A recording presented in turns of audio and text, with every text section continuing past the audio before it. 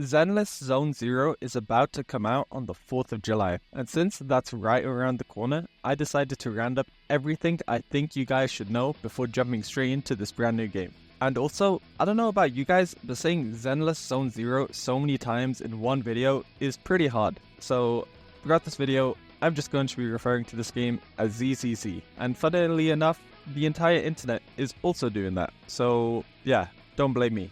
Blame Mihoyo for naming the game this way. Really don't know why they name it like this, it is so hard to say. But enough yapping, let's get straight into the facts. What separates ZZZ from any other gacha RPGs on the market is its setting and overall aesthetic. I mean, just take a look at this game. It looks modern and it looks so clean at the same time. All the trailers just pop and it has this a lot of care and effort put into it. This game is set in a post-apocalyptic urban fantasy world known as New Eridu, and that is basically the last surviving city after civilization was destroyed by the Hollows. And now you might be thinking, what are the Hollows?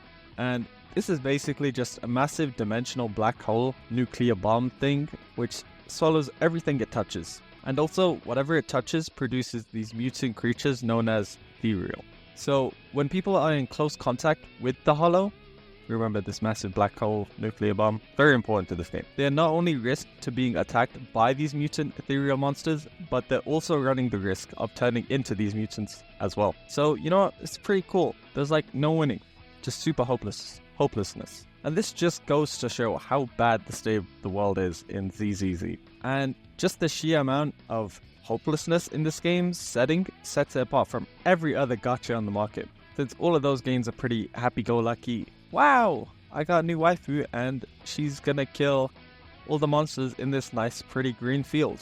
No, in ZZZ, everyone is either dead, or they're turned into a monster, or they're about to die, or they've been nuked by the massive black hole called the Hollow. So it's really insane, pretty cool, and I like it. But also another thing I like from this is how even though the game's so dystopian and so hopeless and so full of despair, the aesthetic doesn't reflect this at all. The game seems so happy and so cheerful from all the trailers and the gameplay we've seen. All the characters don't mind that the entire world has just been nuked by these Hollows. They're all just having fun and killing these monsters. So that juxtaposition, that's just a fancy word of saying that it's a big contrast, they're opposites. The world's very sad, but the character's very happy. I'm good at English. But yeah, that just juxtaposition is very cool to me. Some people might say it doesn't make sense, but I like it. And that already makes me pretty hyped for the game, just from its story premise and setting alone. And we haven't even gotten to the main part, which is the gameplay. Now, from what I've seen from trailers and gameplay, this game seems to be a very fast hack and slash game, kind of reminding me of DMC. Because in those games, you just rack up massive combos against enemies. But what separates ZZZ from other games is how you seamlessly switch between characters mid-combo. And you have this cool looking QuickTime event where time slows down and press the right button, you just deal more damage. So you know what, it's pretty cool. The aspect of ZZZ which excites me the most is its use of roguelike elements. And for those of you who don't know what a roguelike is, it's basically a randomized gameplay loop, which means every time you play, it's a new experience. So, the room regenerates every time, there's new enemies every time, makes it new every time you play, basically. And I haven't seen any gacha games at all with any roguelike elements, so it's pretty exciting seeing how ZZZ will integrate this, but they really haven't released much details how it's going to work. But it has something to do with the Hollows, so I'm guessing it's just going to be randomly generated levels where the enemies respawn in different locations and it's a different setting and you have different wind conditions. But I don't know, they haven't told us much more about it yet, so we just have to wait and see. But another thing you'll notice with this game is how distinct everyone looks and how all the characters have their own unique gimmick and playstyle. Whereas in other gacha games,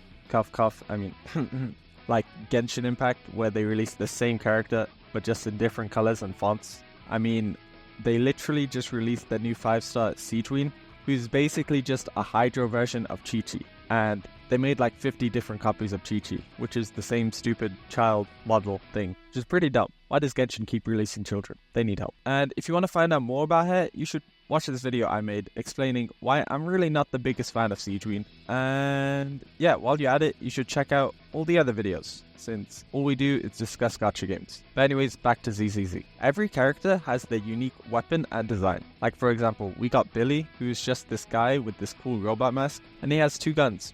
And he got these really cool distinct yellow eyes that just, I don't know, they're just super expressive. Like his eyes go wider and they go smaller depending on how he's feeling, and it just says a lot. So yeah, he's instantly my new favorite character since he seems very expressive and he just yaps a lot and he just shoots people. And he has a pretty cool trailer.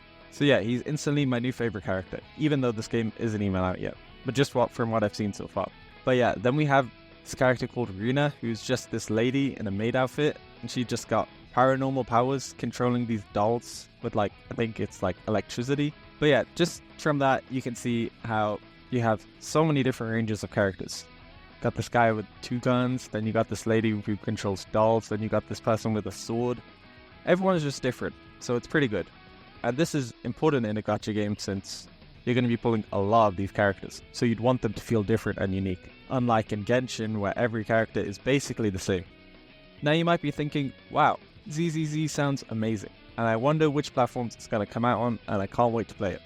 You'll be happy to know that this game is coming out for Windows, iOS, Android, and PlayStation 5 on July 4th. So yeah, you can literally play this game on anything except for an Xbox or a Switch. So if you have those, sad times.